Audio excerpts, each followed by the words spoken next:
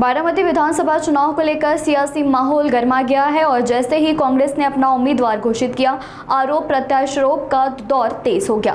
BJP के प्रदेश प्रवक्ता राम कुलकर्णी ने कांग्रेस पर जोरदार हमला बोलते हुए कहा कि कांग्रेस पार्टी कितनी निर्मम, असंवेदनशील और कृतज्ञ है, यह अब महाराष्ट्र की जनता के सामने आ चुका है। उन्होंने यह भी आरोप लगाया कि बारामती उपचुनाव में उम्मीदवार उतारने के लिए कांग्रेस के प्रदेश अध्यक्ष ही जिम्मेदार है। आइए जानते हैं आगे क्या प्रतिक्रिया दी राम कुलकर्णी ने।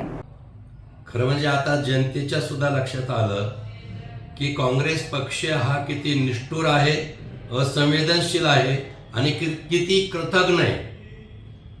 ज्या स्वर्गीय अजितदादांचं संपूर्ण आयुष्य काँग्रेसमध्ये आणि काँग्रेसच्या समविचारामध्ये सत्ता चालवताना गेलेलं आहे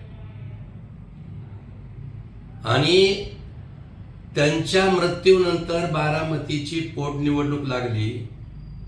त्या पोटनिवडणुकीमध्ये काँग्रेस पक्षानं उमेदवार दिलाय। खरं म्हणजे याला सर्वस्वी जबाबदार प्रदेशाध्यक्ष हर्षवर्धन सपकाळ हेच असावेत 100%। पण तिथं उमेदवार देणं म्हणजे हा फार कृतज्ञपणा आहे, लक्षात घ्या।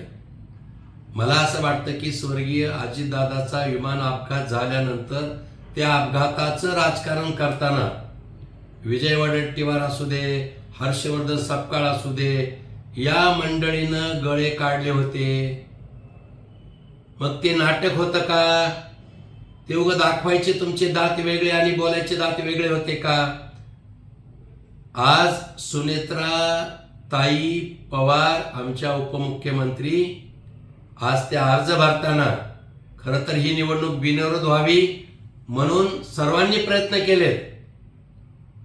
फक्त काँग्रेस पक्षानं उमेदवार दिलाय, यावरूनच काँग्रेस किती कृतज्ञ आहे मनाचा मोठेपणा दाखवायला पाहिजे होता आणि अजितदादाच्या माघारी त्या ठिकाणी बिनविरोधसाठी सहकार्य करायला पाहिजे होतं, असं माझं मत आहे।